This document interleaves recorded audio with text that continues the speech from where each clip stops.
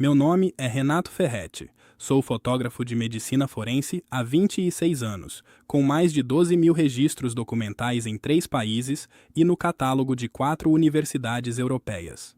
Desenvolvemos o que meus colegas chamam de olho de pedra, a capacidade de encarar qualquer imagem sem que o corpo reaja. Mas há uma série de fotografias que tirei na madrugada de 12 de outubro de 2006, no Hospital San Gerardo de Monza, que apaguei deliberadamente, 172 arquivos RAW, e passei 4 anos tentando me convencer de que tinha feito a coisa certa. O que minha câmera registrou naquele quarto contradiz cada protocolo técnico que aprendi em 26 anos. Não foi falha de sensor, não foi erro de exposição. O laudo que recebi do professor Alberico Tosi, da Universidade de Bolonha, eliminava em 146 páginas todas as explicações que eu havia construído com tanto cuidado. Mas o que finalmente me destruiu não foi esse laudo. Foi o envelope que Carlo Acutis colocou na minha mão naquele mesmo quarto, 2 horas antes de morrer, com as seguintes palavras ditas em voz completamente clara: "Não abra agora. Você vai saber quando for a hora." Guardei esse envelope por 14 anos, dentro de um breviário, na gaveta da minha mesa de trabalho, em Bolonha. Na noite de 22 de abril de 2020, num hospital de Milão, sozinho com um tubo de oxigênio na garganta, abri. O que estava escrito me fez cair de joelhos no chão frio do quarto 703. Não em 2006, 14 anos depois. Exatamente no lugar que Carlo havia escrito no caderno dele, 13 dias antes de eu pisar pela primeira vez no San Gerardo. 14 anos calado. Esta noite conto tudo. Sou de Bolonha. Estudei fotografia técnica na Escola de Artes Visuais e migrei para a documentação forense porque queria um trabalho baseado em precisão absoluta, não em interpretação subjetiva. Fui criado em família católica, mas o catolicismo era para mim um hábito cultural, não uma convicção. Tinha um gato, um apartamento pequeno perto da estação central e a certeza firme de que o mundo funcionava segundo leis verificáveis. Em outubro de 2006, eu trabalhava como fotógrafo contratado pelo Departamento de Medicina da Universidade de Milão Bicocca, documentando casos clínicos de interesse científico. Foi o professor Guido Castellani quem ligou na tarde de 11 de outubro. A voz estava diferente do habitual, mais contida, mais lenta.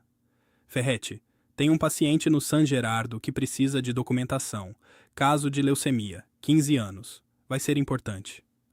Cheguei ao Hospital San Gerardo de Monza às 23 horas e 40 minutos daquela noite. O corredor do quarto 312 cheirava a antisséptico e aquele odor específico de plástico aquecido que os aparelhos de monitoramento produzem quando estão em funcionamento contínuo há dias. A enfermeira de plantão, Rossella Bianchi, me recebeu com o olhar que eu conhecia bem, o olhar de quem sabe que seu trabalho nas próximas horas vai ser diferente de monitorar sinais vitais. O corredor estava silencioso, eram quase meia-noite, e as luzes de serviço criavam aquele brilho amarelado que todo hospital tem depois das 23 horas, menos intenso que a iluminação de dia, mais focado, como se o próprio prédio soubesse que os momentos mais sérios acontecem à noite. O prontuário que Rossella me mostrou no corredor indicava os dados que eu precisava como contexto de documentação: leucemia linfoblástica aguda tipo M3, diagnóstico em 21 de setembro de 2006, progressão fulminante em 22 dias, temperatura corporal nas últimas 3 horas, oscilando entre 37,2 e 37,6 graus centígrados. Saturação de oxigênio, 86%. Pressão arterial, 90/52. Perguntei a Rossella se havia outros familiares no quarto além da mãe. Ela disse que Carlo tinha pedido para estar somente com a mãe, que havia recebido os sacramentos às 20 horas, a unção dos enfermos e a comunhão, ministrados pelo capelão do hospital, o Pé Domenico Ricci, e depois havia pedido silêncio, não por fraqueza, por escolha. "Ele está bem acordado", ela disse, "e está esperando você." A frase me incomodou de uma forma que não soube nomear na hora. Um garoto de 15 anos em estágio final de leucemia estava esperando um fotógrafo que ele nunca havia visto chegar. Entrei no quarto 312. Carlo Acutis estava deitado com os olhos abertos, não dormindo, olhando para o teto com uma expressão que eu não havia documentado nas 10.000 fotografias que tinha tirado até aquele momento em toda a minha carreira. Não era sofrimento, não era o olhar vago de quem está sedado ou debilitado. Era concentração, total. Como alguém que está ouvindo algo com atenção absoluta. Havia uma paz no quarto que não tinha nada a ver com tranquilidade ou resignação. Era algo mais ativo. Como se a quietude fosse deliberada, não forçada. Carlo estava deitado num quarto de hospital às quase meia-noite, com leucemia M3 em estágio terminal. E a sensação que o quarto transmitia era de alguém que estava exatamente onde queria estar. Antônia Salzano, sua mãe, estava sentada ao lado da cama com um rosário nas mãos. Ela me olhou quando entrei e disse apenas: "Ele pediu para você entrar." Não entendi. Eu não havia sido anunciado. Tinha chegado sem aviso prévio, 23 minutos antes. E Carlo Acutis tinha pedido para mim entrar antes de saber que eu vinha. Mas eu ainda não sabia o que me esperava nos próximos 90 minutos. Montei meu equipamento com os protocolos normais de documentação forense. Lente de 24mm, abertura f2.8, ISO 1600 para compensar a iluminação hospitalar de baixa intensidade. As câmeras de documentação forense não trabalham com flash direto. A iluminação artificial interfere nos registros de tecido, e os protocolos médicos preferem imagens que reflitam as condições reais do ambiente clínico. Fiz os primeiros registros às 23h52. Série padrão de entrada: rosto, mãos, ambiente geral do quarto, monitores, equipamentos ligados. Enquanto enquadrava a segunda série, o histograma da câmera me chamou a atenção. Havia um excesso de luminosidade no quadrante direito do quadro, o lado onde Carlo estava deitado. Recalibrei o balanço de branco para 3.200 Kelvin. Refiz a medição de exposição pontual em 3 pontos diferentes do quadro. Reajustei os parâmetros e fiz a segunda série. O histograma continuava anômalo, 2,3 paradas de luz acima do que a iluminação do ambiente justificava. Para colocar isso em termos práticos, 2,5 paradas de luz equivalem a aproximadamente 6 vezes mais luz do que o modelo prevê. Não havia superfície reflexiva naquela direção. A parede era de reboco cinza fosco, a janela estava com a persiana fechada, os lençóis eram de algodão branco padrão hospitalar, sem nenhum acabamento acetinado ou brilhante. Verifiquei o sensor com uma fonte de luz direta controlada, limpo, sem partícula nem defeito de pixel. Verifiquei a lente, limpa, sem condensação ou fungos. Não havia flare, nem aberração óptica, nem reflexo fantasma de nenhuma fonte próxima. Troquei de câmera. Na bolsa reserva, eu sempre carregava uma Canon diferente da marca principal que usava, calibrada de forma completamente independente, para casos onde o equipamento principal apresenta comportamento inesperado em campo. Era um protocolo que havia adotado em 2003, depois de uma anomalia técnica que quase invalidou um documento forense num processo judicial em Turim. Fiz a terceira série com a câmera reserva, 2,7 paradas acima do esperado. Havia aumentado. Fiquei parado por alguns segundos com a câmera apontada para o quadrante onde Carlo estava. A temperatura do quarto, segundo o termômetro de parede próximo à janela, era de 22 graus centígrados, normal para ambiente hospitalar climatizado. Tentei a hipótese de interferência eletromagnética dos monitores médicos. É um fenômeno documentado em fotografia hospitalar que afeta principalmente sensores CCD mais antigos em ambientes com alta densidade de equipamentos eletrônicos ligados simultaneamente. Fotografei o monitor diretamente. Exposição normal, sem anomalia no histograma.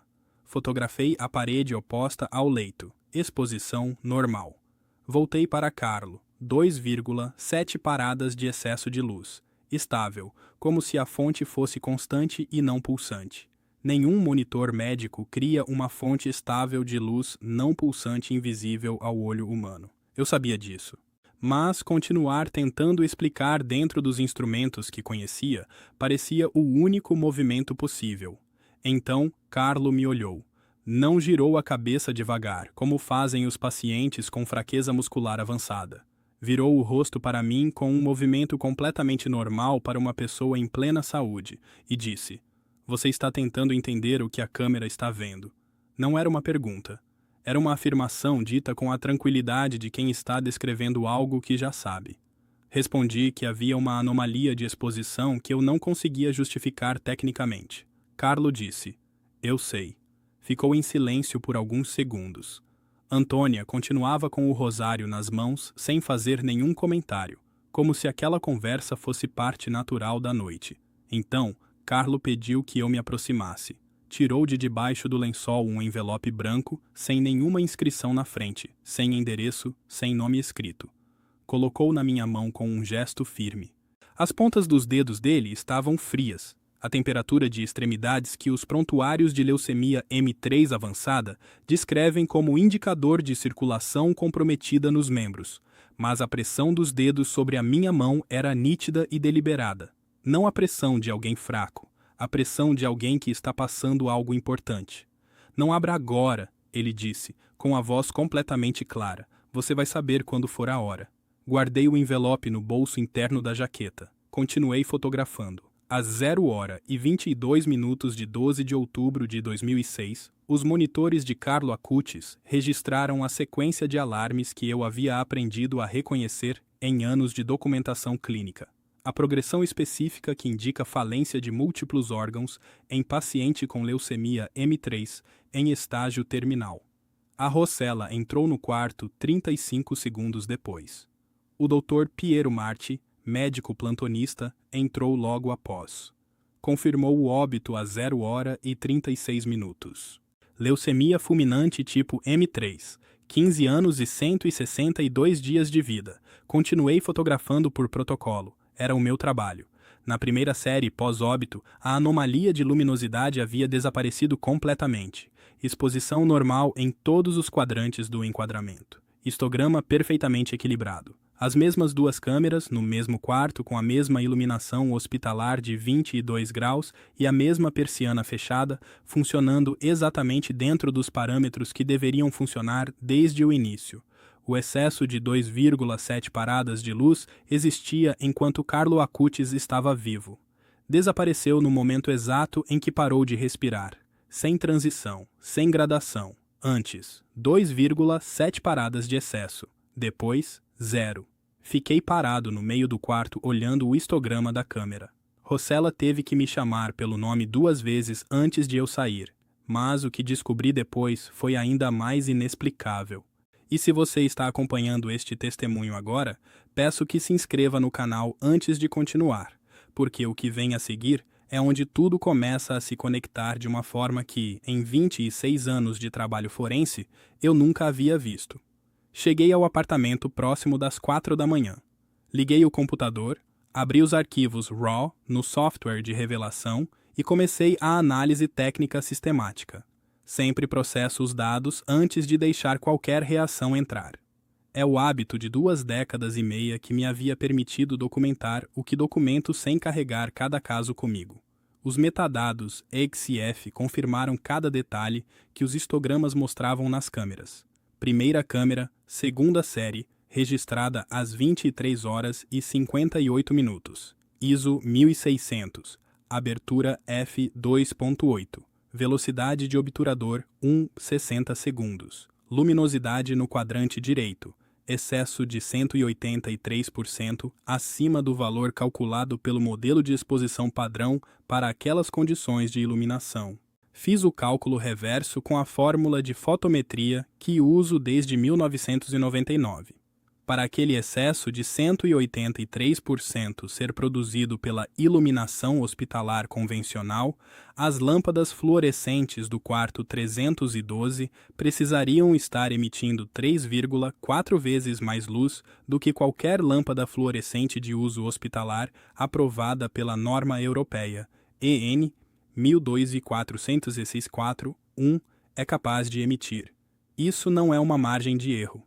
É fisicamente impossível dentro das especificações do equipamento elétrico daquele hospital. Segunda câmera.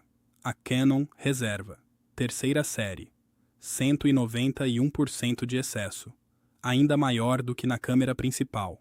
Câmeras de fabricantes diferentes, sensores de gerações diferentes, calibrações independentes. Mesmo resultado. Série pós-óbito, 0 hora e 38 minutos. Primeira câmera, 0% de excesso. Exposição perfeita. Histograma equilibrado. Como se eu tivesse recalibrado tudo manualmente entre uma série e outra. Não havia recalibrado nada. A única variável que havia mudado era o estado de Carlo Acutis. Às 6 da manhã eu tinha 12 hipóteses escritas no caderno de notas. Interferência eletromagnética, defeito de sensor, reflexo de superfície não identificada, fenômeno de bioluminescência, variação de tensão elétrica na rede do hospital, defeito de calibração do software de revelação, artefato de compressão Hall, problema de firmware, contaminação do sensor por resíduo de lente, variação de temperatura do sensor, defeito de pixel quente multiplicado e a 12ª, que não escrevi. Às 8 da manhã, havia eliminado 11 delas com argumentação técnica sustentada pelos dados dos metadados. Algumas levaram 2 minutos para eliminar, outras levaram 20. A 12ª era a que eu não queria escrever, então não escrevi. Em vez disso, abri a pasta de arquivos e apaguei a série inteira da madrugada de 12 de outubro de 2006. Todos os arquivos, 172 fotografias. Selecionei a pasta completa, pressionei Delete, confirmei a exclusão permanente, esvaziei a lixeira. 26 segundos de operação. 26 anos de metodologia científica reduzidos a um arquivo de 100 megabytes em 0 bytes. Apaguei porque não tinha vocabulário técnico para descrever aquilo num laudo sem parecer que havia perdido a sanidade. Apaguei porque mostrar aquilo a qualquer colega seria o fim imediato da credibilidade que levei 26 anos para construir. Apaguei porque a única conclusão que aqueles arquivos apontavam de forma consistente era uma conclusão que eu não estava preparado para escrever, para ler ou para carregar. Passei os 4 anos seguintes sem falar com ninguém sobre o que havia visto. Trabalhei, fotografei, entreguei laudos, documentei acidentes, exumações, casos de interesse médico. Continuei sendo o fotógrafo preciso e sistemático que sempre fui. O envelope de Carlo ficou no breviário, na gaveta da mesa de trabalho, e eu passei por aquela gaveta todos os dias sem abri-la. Às vezes eu a abria para pegar outro livro, ou uma caneta, e lá estava o breviário, e dentro do breviário o envelope branco sem inscrição, e eu fechava a gaveta e continuava o dia. 4 anos é muito tempo para conviver com um objeto que não se consegue abrir e não se consegue jogar fora.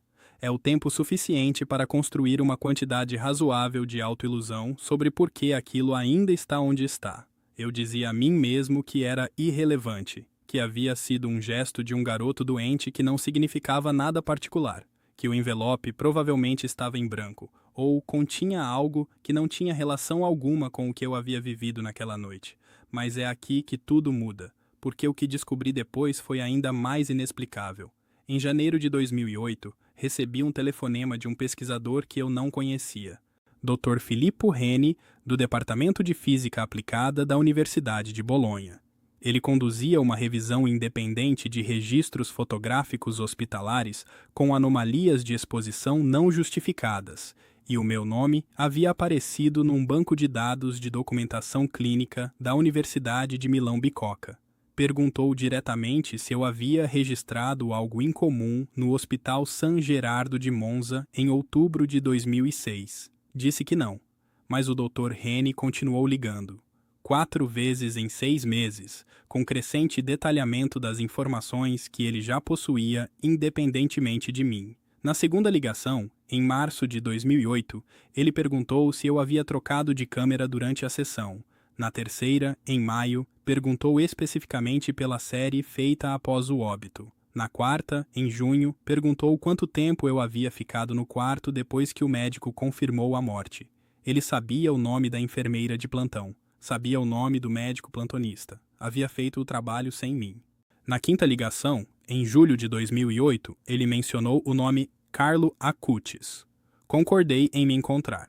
Reni tinha 42 anos. Trabalhava com fotometria de precisão há 15 anos e falava com a economia de palavras de quem está habituado a deixar os dados falar primeiro. No encontro em Bolonha, ele me mostrou algo que eu não sabia. Não fui o único fotógrafo no Hospital San Gerardo naquela semana de outubro de 2006.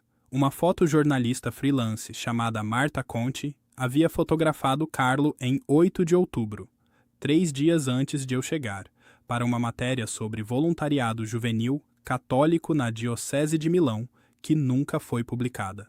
As fotos dela mostravam a mesma anomalia de luminosidade, excesso no quadrante onde Carlo estava, impossível de justificar pela iluminação do ambiente.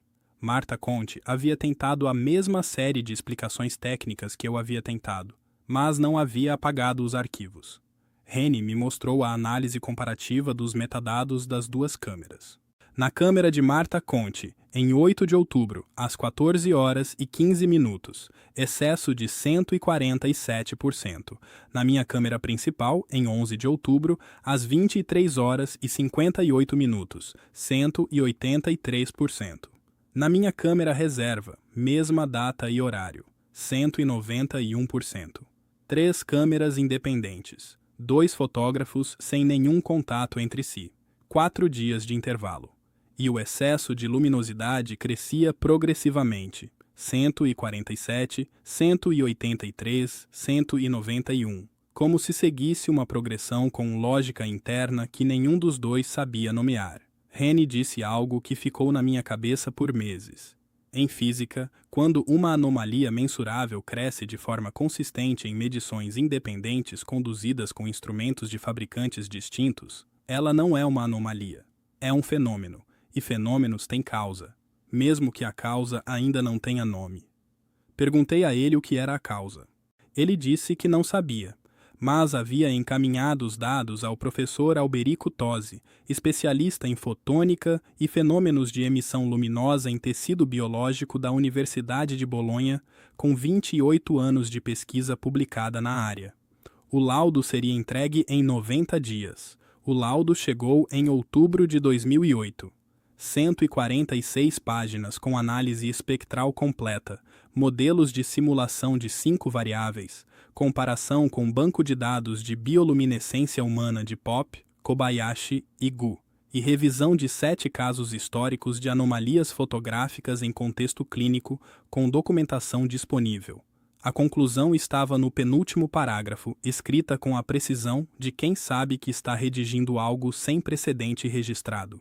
Os dados fotométricos analisados, provenientes de 3 fontes de captação independentes em 2 períodos distintos, separados por 72 horas, não são compatíveis com nenhuma fonte de iluminação artificial ou natural documentada para o ambiente hospitalar descrito nas condições registradas nos metadados EXIF. A hipótese de bioluminescência humana foi formalmente descartada. Os valores registrados excedem em 8,3 vezes o limite máximo documentado para a emissão de fótons por tecido biológico humano vivo nos bancos de dados disponíveis.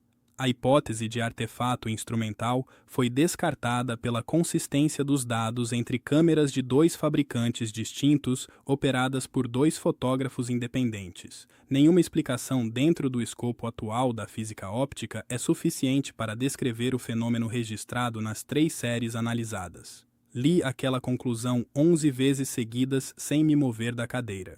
Depois, fechei o laudo, coloquei na gaveta ao lado do breviário onde estava o envelope de Carlo e passei 2 anos tentando não pensar nos dois. E então descobri quem Carlo Acutis realmente era.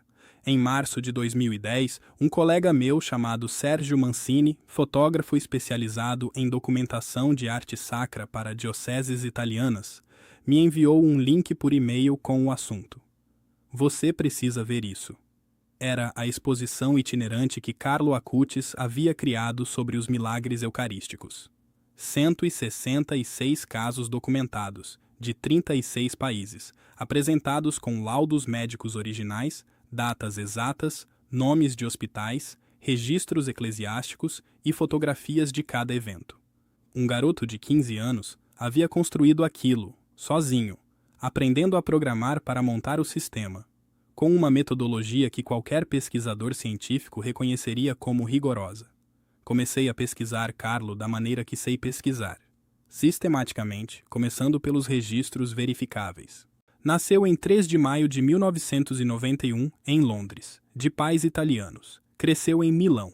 Comungava todos os dias desde os 7 anos de idade. O padre Ilio Carrai, que o acompanhou espiritualmente por anos antes da morte, disse numa entrevista à Diocese de Assis em 2009. Carlo possuía um conhecimento de teologia que envergonharia seminaristas com 5 anos de estudo.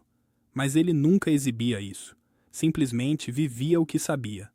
Nessa pesquisa, encontrei um detalhe que me fez parar por alguns minutos. O primeiro milagre oficialmente atribuído a Carlo Acutis após a morte havia acontecido no Brasil, em Campo Grande, em 2013. Um menino chamado Mateus, com pancreatite grave, havia sido curado após a família rezar pela intercessão de Carlo. O Vaticano reconheceu o milagre como o primeiro caso para o processo de beatificação. Eu não conhecia esse fato. Havia passado 4 anos apagando arquivos e 4 anos evitando pensar em Carlo, e enquanto fazia isso, um garoto brasileiro havia sido curado e o processo havia avançado. Havia uma segunda cura documentada. Valeria Valverde, costarriquenha, traumatismo craniano grave em 2022, recuperação neurologicamente inexplicável pelos parâmetros do Hospital Nacional de Crianças de São José. 2 continentes, 2 diagnósticos completamente diferentes, 2 especialistas independentes, os médicos responsáveis por cada caso, que assinaram laudos afirmando que a recuperação estava fora dos prognósticos estabelecidos com base em todos os dados clínicos disponíveis. A metodologia de documentação que o Vaticano usou para analisar esses casos era exatamente o mesmo tipo de metodologia que Carlo havia aplicado aos 166 milagres eucarísticos históricos. Dados verificáveis, nomes reais, hospitais com registro, laudos assinados por especialistas. Não narrativas, fatos. Um garoto que comungava todos os dias desde os 7 anos, que documentou milagres em 36 países antes de completar 15, que construiu uma exposição que percorreu o mundo inteiro depois da sua morte, e que escreveu, numa cama de hospital em Monza, o número de um quarto num hospital de Milão para um fotógrafo que ele ainda não havia visto. Passei 3 meses pesquisando de forma metódica. E ao final de 3 meses, a única conclusão honesta que consegui escrever no caderno era esta. Eu havia passado 26 anos fotografando a realidade, e a realidade havia fotografado de volta. Segundo o CTA, se este testemunho está chegando até você, peço que se inscreva no canal agora. O que vem a seguir é o centro de tudo, o evento que finalmente fechou os 14 anos de silêncio. Localizei Antônia Salzano, mãe de Carlo, em março de 2011. Ela concordou em me receber em sua casa em Milão. Levei o laudo do professor Tosi, as análises do Dr. Reni, o caderno de notas da noite de 11 de outubro e as impressões dos metadados EXIF, com os valores de luminosidade anotados à margem. Antônia me escutou em silêncio completo durante 52 minutos, sem interromper uma única vez, sem perguntar nada, sem demonstrar surpresa com nenhum dado que eu apresentei. Quando terminei, ficou olhando para a mesa por alguns segundos. Depois se levantou devagar, foi até um armário de madeira escura no corredor da casa e voltou carregando uma caixa de papelão de tamanho médio. Dentro havia cadernos, fotografias, printouts de e-mails antigos, recortes de agenda. Carlo falava de você, ela disse. Fiquei imóvel. Carlo Acutis falava de mim, de um fotógrafo que ele nunca havia encontrado antes da noite de 11 de outubro de 2006, que ele só viu uma única vez na vida, por 90 minutos, numa cama de hospital. Antônia tirou da caixa um caderno de capa azul, espiral, com a letra pequena e regular que eu havia reconhecido no envelope. O caderno estava aberto numa página marcada com um post-it amarelo desbotado. A data anotada no canto superior direito, 28 de setembro de 2006. 13 dias antes de eu receber o telefonema do professor Castellani. A página dizia, entre outras anotações que não me cabe reproduzir aqui, o seguinte: o fotógrafo que vai me registrar vai guardar o que eu entregar. Ele não vai abrir por anos. Vai abrir em Milão, no quarto 703, quando precisar. Quarto 703. Hospital de Milão. Escrito em 28 de setembro de 2006, quando Carlo Acutis estava internado havia 7 dias com leucemia M3, e eu nem sabia que o San Gerardo de Monza existia. Havia uma segunda anotação na mesma página, logo abaixo, que Antônia me deixou ler, mas não me deixou fotografar. Ela dizia simplesmente: "Ele vai entender quando for a hora, não antes." Antônia me disse que quando Carlo escreveu isso, ela havia perguntado de quem ele estava falando. Ele disse: "De alguém que ainda não conheço." O envelope estava na gaveta da minha mesa em Bolonha, com o lacre intacto. Antônia disse: "Ele escreveu o número do quarto antes de conhecer você, antes de saber seu nome, antes de você sequer saber que ia ser chamado para aquele hospital." Ela parou. "Isso não tem explicação que eu possa te dar. Só que Carlo às vezes sabia coisas assim." Saí da casa de Antônia com os metadados impressos, o laudo de tose, as cópias das páginas do caderno e uma pergunta que não conseguia parar de formular. Como um garoto de 15 anos, internado havia 7 dias com leucemia fulminante em Monza, havia escrito o número de um quarto num hospital de Milão, num hospital que ele nunca havia visitado, onde um fotógrafo que ele ainda não conhecia estaria 14 anos depois? O envelope continuou no breviário. Eu sabia que ainda não era a hora. Se este testemunho está te tocando, peço que você se inscreva no canal agora antes de continuar. O que vou contar nos próximos minutos é a parte que passei 14 anos sem conseguir colocar em palavras. No início de 2020, eu tinha 53 anos, fumava meio maço por dia havia 20 anos, trabalhava em média 12 horas diárias e carregava um envelope no breviário sem coragem de abrir ou de jogar fora. Em fevereiro daquele ano, os jornais italianos começavam a trazer os primeiros relatos sobre um vírus que havia cruzado da China para a Itália. Na tarde de 18 de março de 2020, comecei a sentir uma dor que conhecia de descrição, mas nunca havia sentido. Pressão no centro do peito que irradiava para o braço esquerdo e para a mandíbula. Não gradual. Súbita. Como se alguém tivesse posto um peso no meu tórax e estivesse apertando. Chamei a ambulância. Fui levado ao Hospital Fatebenefratelli Fratelli de Milão. Diagnóstico de entrada: infarto agudo do miocárdio com um comprometimento respiratório associado. Oclusão de 83% na artéria coronária descendente anterior esquerda. Saturação de oxigênio na chegada, 78%.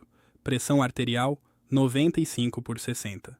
O Dr. Cláudio Ferraro, cardiologista plantonista que conduziu meu atendimento, me disse naquela noite, sem rodeios, que se eu tivesse esperado mais 40 minutos para chamar a ambulância, não estaríamos tendo essa conversa. Fui submetido à angioplastia coronária na madrugada de 19 de março. A cirurgia durou 2 horas e 43 minutos. O relatório cirúrgico que recebi na alta indicava stent de 3,5 milímetros colocado na descendente anterior, fração de ejeção ventricular esquerda no pós-operatório imediato, 41%. O Dr. Ferraro me disse que o alvo de recuperação para 6 meses seria 55%. Qualquer coisa acima disso seria resultado acima da média para a extensão da lesão. Acordei numa cama da UTI coronariana com cateter no pulso esquerdo, monitor cardíaco emitindo sinal a cada segundo e a enfermeira Júlia ao lado anotando os primeiros dados pós-cirúrgicos no prontuário eletrônico. Eram 8 horas da manhã de 19 de março de 2020. Perguntei a Júlia em que quarto eu estava. Ela olhou a placa na parede acima da cama. Quarto 703, ela disse. Não disse nada. Não conseguia dizer nada com o tubo de oxigênio cobrindo a metade inferior do rosto. Mas o número ficou pulsando na minha cabeça com a mesma frequência regular do monitor cardíaco. 703. 703. 703. Carlo havia escrito em 28 de setembro de 2006, quarto 703, num hospital de Milão. O breviário estava na bolsa que o técnico da ambulância havia colocado junto com o meu casaco no compartimento lateral da maca, o único item pessoal que havia seguido comigo. Eu sempre carregava aquele breviário, há 14 anos ia onde eu ia. Pedi à enfermeira Júlia para pegar a bolsa. Ela perguntou se eu precisava de alguma coisa urgente. Disse que precisava de um livro para me concentrar. Ela trouxe. Abri o breviário na última página marcada, onde havia estado sempre.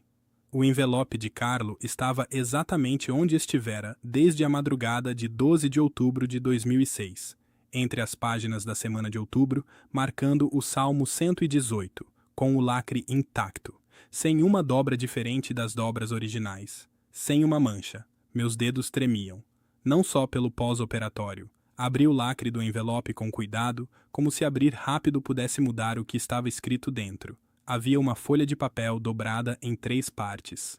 A letra era a mesma dos cadernos que Antônia me havia mostrado em 2011. Pequena, regular, sem pressão excessiva na caneta, como de alguém que escreve com tranquilidade. Havia uma data escrita na margem superior direita, com a mesma letra, 28 de setembro de 2006. A folha dizia: Renato, você vai abrir isso num hospital de Milão, no quarto 703, depois de algo que seu coração precisou passar. Não se preocupe, você vai ficar bem. Não se preocupe também com o que a câmera registrou naquela noite. A luz que você viu era real, e você fez certo em apagar as fotos, porque não eram para provar nada a ninguém, eram só para você ver. Você passou anos tentando encontrar uma explicação dentro de uma linguagem que não tem palavras para isso. Mas você já sabe. A Eucaristia é minha autoestrada para o céu. Você já sabe o caminho. Basta escolher andar. Carlo. Caí do lado da cama. Não metaforicamente. Literalmente. Escorreguei da cama com o cateter ainda fixado no pulso esquerdo, o fio do monitor cardíaco preso no lençol e terminei de joelhos no chão frio do quarto 703 do Hospital Fatebenefratelli de Milão. O monitor cardíaco disparou o alarme de mudança de posição. A Giulia entrou correndo com um técnico de enfermagem. Me encontraram ajoelhado no chão, com a folha de Carlo na mão, chorando. A primeira vez que eu chorava diante de outra pessoa desde os 13 anos de idade. O que aconteceu? Giulia perguntou, abaixando para me ajudar. Recebi uma carta, disse. Ela olhou o envelope aberto, a folha dobrada na minha mão, o breviário caído no chão. De quem? Ela perguntou. De um garoto que morreu em 2006, disse. Com 15 anos. Que sabia o número deste quarto 13 dias antes de eu ter entrado pela primeira vez no San Gerardo de Monza. Giulia ficou em silêncio por alguns segundos. Depois disse: Aqui no Fatebenefratelli a gente já atendeu muita coisa que não tem explicação técnica. Pode continuar chorando. Eu volto em 10 minutos. E eu continuei chorando no chão frio do quarto 703. Por quanto tempo não sei precisar. Tive alta em 8 de abril de 2020. 21 dias de internação. 2 procedimentos cardiovasculares. Perda de 42% da função ventricular esquerda, recuperada progressivamente ao longo de 6 meses para 71%, dentro do que o Dr. Ferraro chamou de faixa de recuperação surpreendentemente favorável para a extensão do dano inicial. No controle de 12 meses, em março de 2021, a função estava em 73%. O Dr. Ferraro disse que o alvo inicial era 55%. Ele não tinha explicação para a diferença. Eu tinha.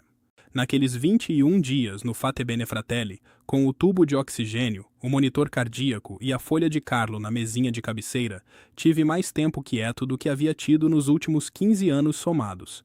Não para construir hipóteses, não para mais explicações, para simplesmente parar e olhar para o que estava na minha frente. Carlo Acutis havia escrito aquela folha em 28 de setembro de 2006, numa cama de hospital em Monza, com leucemia M3 que o mataria 13 dias depois. Ele não sabia meu sobrenome quando escreveu. Eu era o fotógrafo que vai me registrar.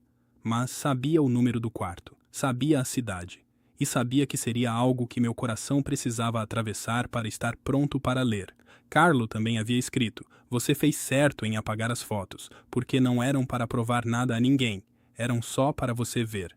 Isso me ficou preso por dias. Um garoto de 15 anos, sabendo que eu havia apagado os arquivos, sabendo que eu havia destruído a única evidência física do que a câmera havia registrado, e dizendo que eu havia feito certo, não para proteger nenhum segredo, mas porque aquelas fotografias não eram documentos, eram uma experiência. E experiências não provam nada a quem não as viveu. Elas transformam quem as viveu. Eu havia apagado as fotos por medo. Carlo disse que eu havia feito certo por uma razão completamente diferente. E durante 21 dias, num quarto de hospital em Milão, fui entendendo a diferença entre as duas coisas. Em outubro de 2020, Carlo Acutis foi beatificado pelo Papa Francisco em Assis. Eu estava assistindo pela televisão, no apartamento em Bolonha, ainda em reabilitação cardíaca com sessões 3 vezes por semana no Hospital Sant'Orsola. Quando o Papa pronunciou o nome de Carlo e o declarou beato, levantei da cadeira. Não planejei. Simplesmente levantei e fiquei de pé até o final da transmissão. A cerimônia foi realizada ao ar livre, diante da Basílica de São Francisco de Assis, em 10 de outubro de 2020. Era uma situação incomum. A pandemia havia esvaziado as ruas do mundo naquele ano e a beatificação tinha o público limitado, mas a transmissão chegou a todos que precisavam receber. Nos meses seguintes, tomei algumas decisões práticas. Procurei o P. Giorgio Morani da paróquia de São Petrônio, em Bolonha, e pedi para conversar. A primeira conversa longa com um padre que eu havia tido desde os 16 anos. Fui à exposição sobre os milagres eucarísticos de Carlo quando ela passou por Bolonha em março de 2021. Levei meu caderno de notas da noite de 11 de outubro de 2006, o laudo de Tosi e as análises de Reni, e pedi à coordenação da exposição que me indicasse a quem eu poderia apresentar o material. Fui encaminhado à Diocese de Milão. Em março de 2023, fui ouvido por uma comissão presidida pelo P. Giancarlo Mora.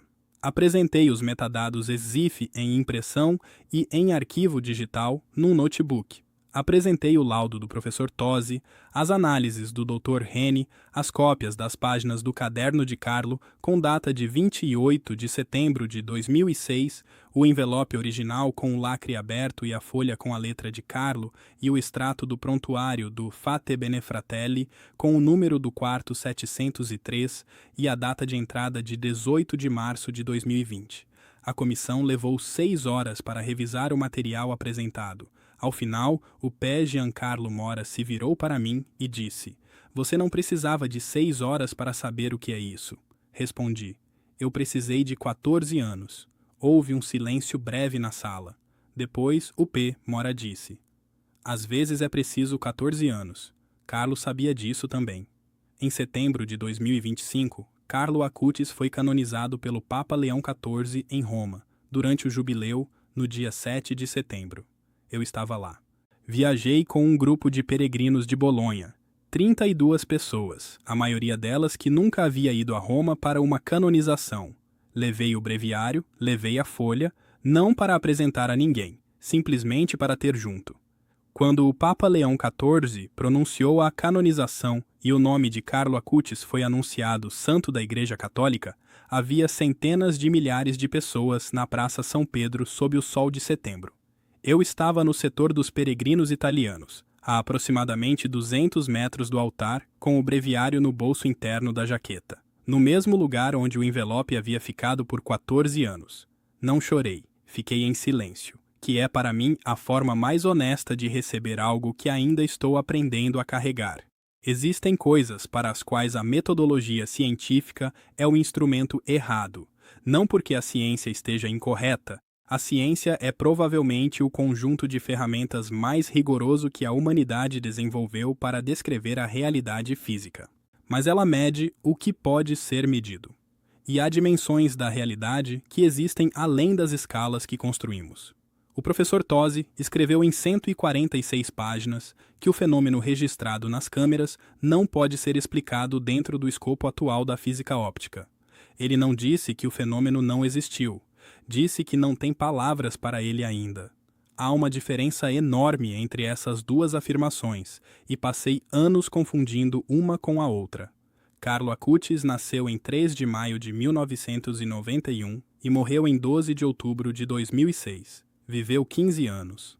Nesse tempo, documentou 166 milagres eucarísticos de 36 países, construiu sozinho o sistema informático para exibir essa documentação ao mundo, doou seus computadores a crianças sem recursos, Comungou todos os dias desde os 7 anos e escreveu numa folha de caderno o número de um quarto de hospital numa cidade onde nunca esteve, para um fotógrafo que ainda não havia conhecido. Ele disse uma vez: todos nascem como originais, mas muitos morrem como fotocópias. Passei 26 anos sendo uma fotocópia perfeita de mim mesmo, preciso, técnico, controlado, impermeável a qualquer informação que não coubesse numa planilha. Na madrugada de 12 de outubro de 2006, no quarto 312 do San Gerardo de Monza, minha câmera registrou algo que o professor Alberico Tosi não conseguiu descrever em 146 páginas de análise. No quarto 703 do Fatebenefratelli Fratelli de Milão, ajoelhado no chão frio com uma folha na mão, finalmente parei de tentar explicar e simplesmente recebi. Tenho hoje 57 anos. A função ventricular esquerda está em 73%. O cardiologista diz que é melhor do que esperava para o dano inicial registrado em março de 2020. Continuo fotografando, mas trabalho menos horas e recuso casos que antes aceitaria sem pensar. Dou palestras para grupos de leigos sobre o que vivi, não como especialista em nenhuma área espiritual, porque não sou. Como fotógrafo forense que tirou 172 arquivos, apagou todos e passou 14 anos convivendo com o que havia apagado. Em 2023, fui ao túmulo de Carlo Acutis em Assis, na Basílica de Santa Maria dos Anjos. Fui sozinho, sem grupo de peregrinos, sem agenda. Cheguei numa terça-feira de manhã, quando havia poucos visitantes. Fiquei em frente ao corpo de Carlo, que foi encontrado íntegro quando exumado em 2019, 12 anos depois da morte. Por quanto tempo não sei dizer com precisão. Levei a câmera. Não fotografei. Não por protocolo, porque havia algumas coisas que eu não precisava mais documentar. O breviário está na mesinha de cabeceira do apartamento.